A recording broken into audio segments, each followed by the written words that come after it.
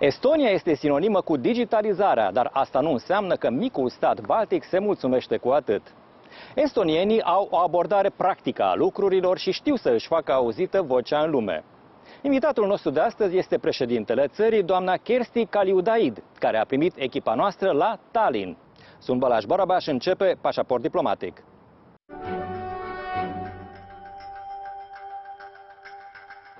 Avem o experiență îndelungată în a ne proteja pentru că am înțeles de mult că trecerea la serviciile online poate fi o problemă pentru suveranitatea noastră. Ne simțim responsabili pentru că promovăm guvernarea digitală și serviciile online, de aceea trebuie să fim deschiși și pregătiți în avans pentru eventualele riscuri. Kersti Kaljulaid este președintele Estoniei și a făcut această declarație în interviul acordat în exclusivitate colegei mele, Cristina Cileacu.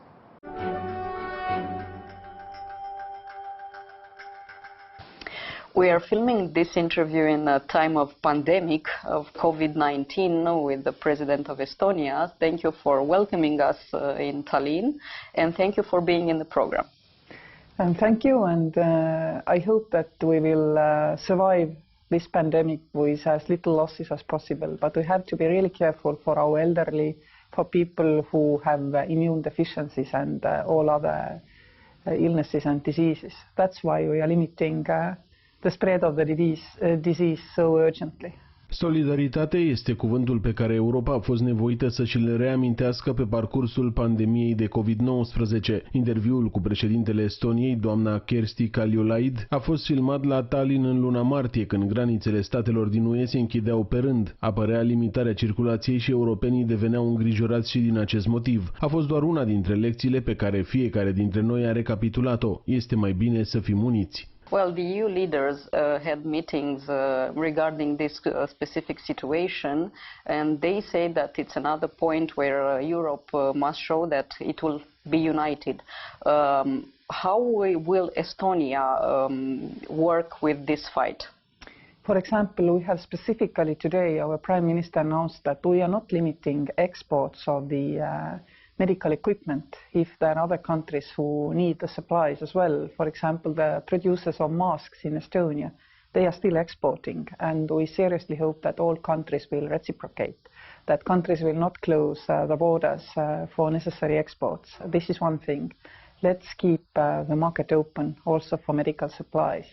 Let's try to keep as much as economic activity going as we can risk, but at the same time, of course, keep our calm and see for the next couple of weeks where all this is going. At one point, it may be that the spread of the virus is so general that we'd rather need to ring fence hospitals, elderly people's homes, and let the rest of the life to resume. We don't know where this is going. This is a unique situation. Digitalizarea a schimbat viața estonienilor. Aproape toate serviciile sunt online, deci poți să plătești taxe, facturi, să-ți faci programări la medic, să-ți deschizi o firmă și așa mai departe, la orice oră din zi și din noapte. Digitalizarea are foarte multe avantaje, dar cel mai mare rămâne faptul că oamenii câștigă mai mult timp pentru ei.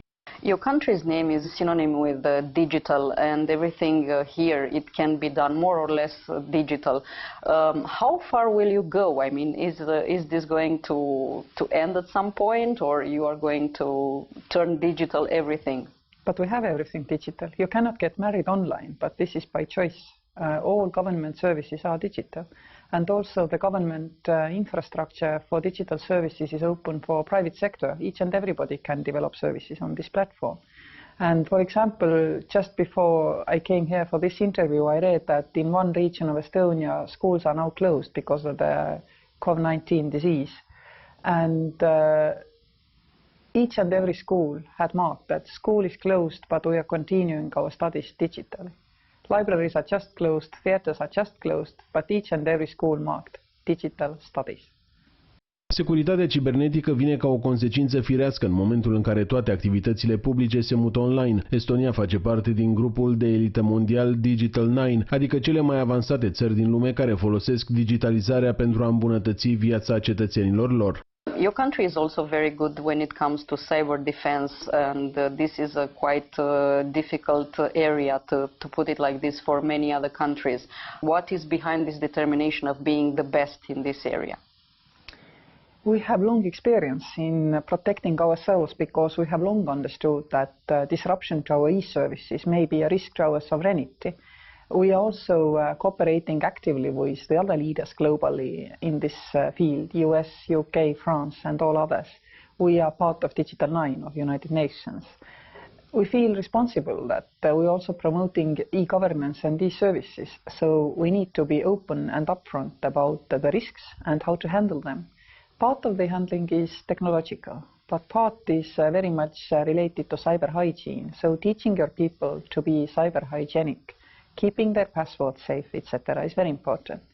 And this is greatly facilitated if countries offer people digital IDs, like passports in analog world, which means that part of the digital infrastructure can be protected from anonymity and also from presenting yourself being somebody who you really are not.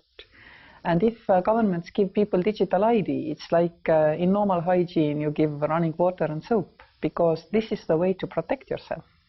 And hence I believe that European countries who have adopted digital IDs are already taking good steps in protecting their people in digital environment, because inherently by learning that you can trust people who showed your passport to you in internet, that then you cannot trust the others, which means that you wouldn't believe every nickname in Facebook. This is already a start of the resilience, start of understanding what is for fun internet in Facebook and what is for sure, what is to be used as a sure service, and this is when you are protected by your digital ID.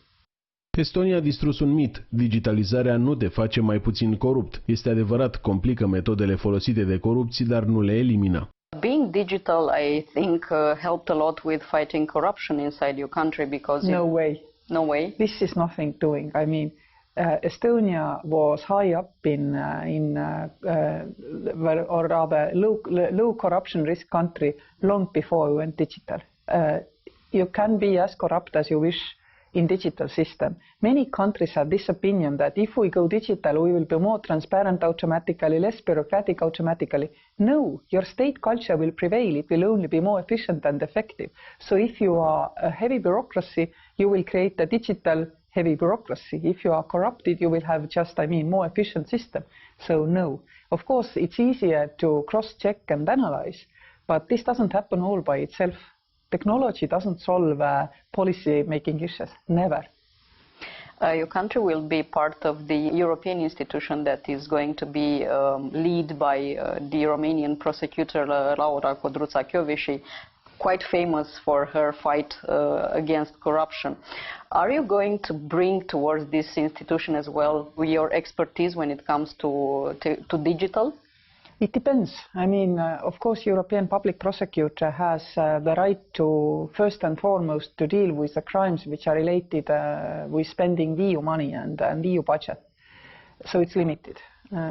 To bring digital tools to analyzing the risks, you need digital ledgers.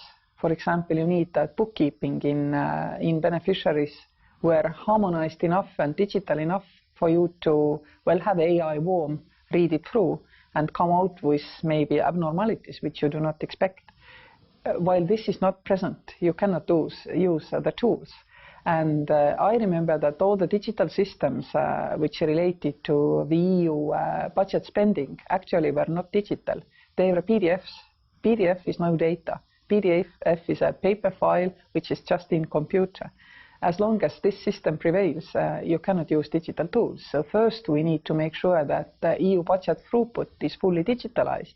Bookkeeping, accounting, also reporting back to the Commission is fully digitalized. And then we can start talking about digital audit tools. But of course I know that some tools are available, and both the European Court of Auditors and also I'm sure the Commission's internal control are using these tools where possible. În fiecare an, 5 țări sunt alese să facă parte prin rotație ca membru nepermanent din Consiliul de Securitate ONU. Locurile se distribuie pe considerente regionale și România a concurat cu Estonia. Fiecare țară primește voturi de la restul națiunilor și scorul final a fost de 132 la 58 în favoarea estonienilor. Romania lost, let's say, a fight, to use this word, in front of Estonia when it comes to the seat as a non-member of the Security Council of the UN. And you, as a president of the country, were quite involved in... I was leading the campaign, exactly. Not quite involved. That was my job. It was your job, so please tell the viewers in Romania, how did you do it? First of all, I don't see this as a fight or a win and lose situation. I think it was very useful that we had competition, because this really forced us to come out of our own shell, to reach out globally, to talk to people globally, and our foreign service today is much better informed about the problems which we now have to solve also in the United Nations. Like, for example, if you go to CARICOM meeting and talk to all CARICOM heads of states, you get a better understanding of how they see, for example, the Venezuelan crisis. If you visit Africa, obviously you get a better analysis of what is going on really in Mali, in Sahel area, and so on and so on. So I would like to thank you, Romania, for providing this competitive environment for us. And I was very happy we had it. Now, how we won it? I think 21st century diplomacy has changed considerably. It's not anymore that you move slowly, embassy to embassy, ambassador to ambassador, higher level up until you reach presidents, and then you arrange meetings, starting half a year before to organize them. Nowadays, it's much more personal. United Nations General Assembly, all other, international gatherings, where you can approach your colleagues, get to know them, get to know their worries and problems, see what you can do together, simply make friends. And this way, you can reach out. Estonia is a small country with a low number of diplomatic presence, for example, in Africa and elsewhere. But I told our African friends always that, okay, I can set up with the money I can spend in Africa, maybe 2 embassies. Do you really want 2 more embassies somewhere in Africa? Or we will spend all this money working on the African Union Estonian bilateral digital memorandum in helping to fast forward standardization and digitalization processes in Africa. Each and everyone responded to the latter. So being practical is the answer. Being practical, being helpful, being interested in others. But I'm quite sure that Romanian government was doing exactly the same.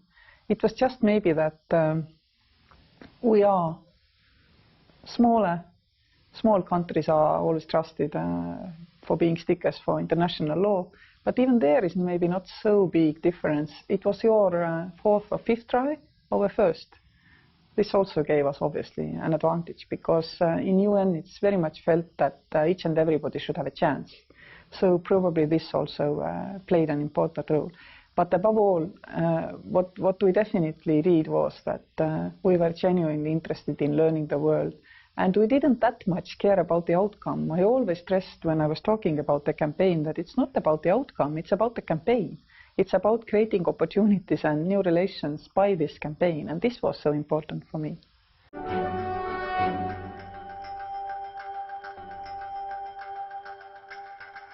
Bucureștiul a găzduit în 2018 reuniunea președinților statelor care fac parte din proiectul regional Inițiativa celor 3 mări, Baltica, Adriatică și Marea Neagră. Acum este rândul Estoniei să organizeze întâlnirea, însă ei vor mai mult decât discuții despre proiecte. Știu deja cum să implementeze în acest plan componenta practică, care vine cu foarte multe beneficii pentru zona noastră.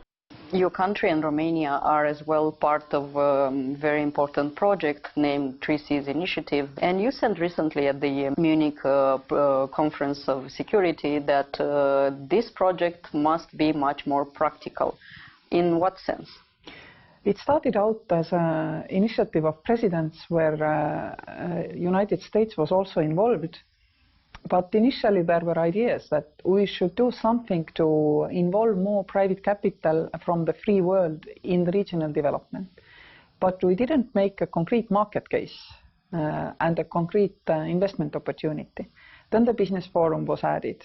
Again, business people came, they realized that it's a market opportunity, 100 million people, region growing quicker than EU average, yet they didn't have a body through which to invest. So now investment fund was added, and hopefully in June in Tallinn this fund will be launched.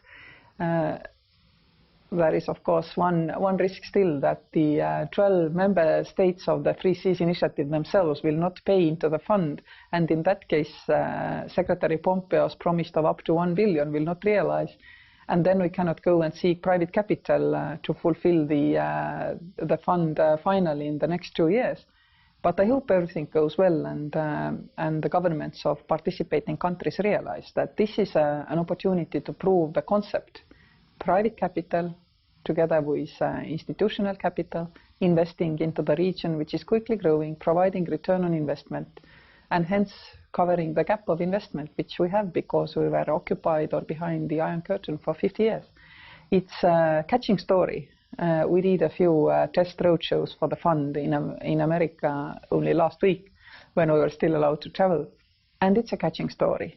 We have a selling argument, so if we can pull the fund off, I'm sure we will launch the opportunities also for the future for additional funds to be created in order to cover this investment gap. IMF is analyzing how big this gap is. Kristalina Georgieva has promised to come herself to present this. We are also doing the smart connectivity analysis here in Estonia. The fund will invest in energy, infrastructure and digital.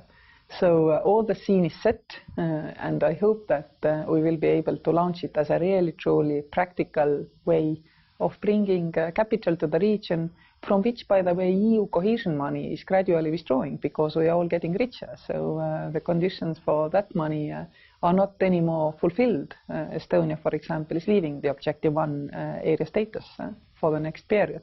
We are now 77% of EU average GDP per capita. So we can prove that private and market-based solutions work for our region. We are an attractive investment region, I am sure. Experiența estonienilor cu Rusia este considerabilă pentru că țara lor a fost sub ocupație sovietică. Statele baltice au o atitudine mai degrabă rece față de vecinul lor de la est, dar președinta Estoniei a mers la Moscova la o întâlnire cu Vladimir Putin. Această întâlnire a fost prima pe care președintele rus a avut-o cu un lider din zona baltică. You are also neighboring Russia, and if we look across the border, we can see that President Putin is turning his presidency for a lifetime period. You visited him in your capacity as president of Estonia, and your visit there was criticized, especially by the other two Baltic states. Of course, in Europe, we can hear as well voices saying that EU must normalize its relations with Russia. On the other hand, we see that the way of President Putin of solving topics are not necessarily by the rule every time. What's your opinion? How entire EU must actually work or cooperate with a big country, which is Russia? With strategic patience. Absolutely, with strategic patience. I believe in talking to our neighbor country. Russia is our neighbor after all, and at grassroots levels we have a lot of contact between the two countries. We don't share the same values. Russia is unpredictable in its decision making. It does not respect its own signatures, for example, on the Budapest Agreement, by which it guaranteed Ukraine the territorial integrity in return of giving up on nuclear weapons. This has not been respected. We have reacted as a European Union. We have put sanctions in place, and we must use all allies and allies in order to be able to talk sense. But we all abide while we are talking to Russians with these principles, with the 5 principles which we agreed.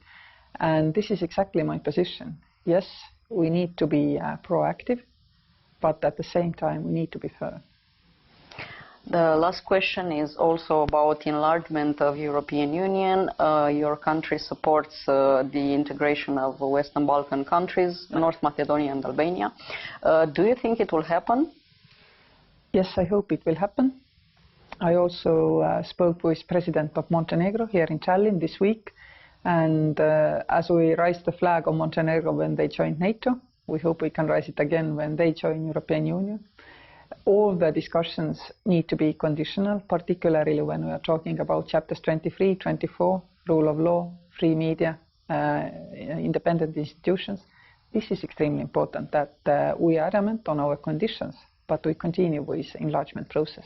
I would also like that we would mention Ukraine and Georgia, Eastern Partnership countries, who are also desperately aspiring to come closer to the European Union. And I think we should make space for them as well.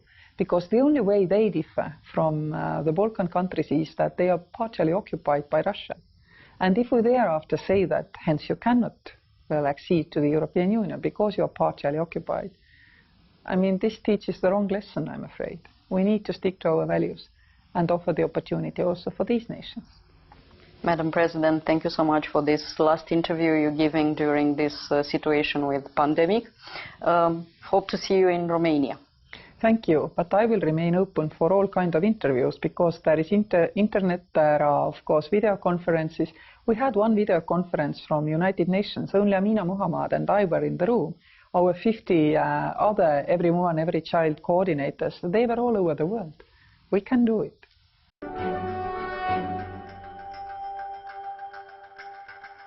Atât pentru astăzi, dar rămânem în continuare online pe pagina de Facebook a emisiunii și pe contul nostru de Twitter. Revenim vinerea viitoare cu noi subiecte de la 11:30. La revedere!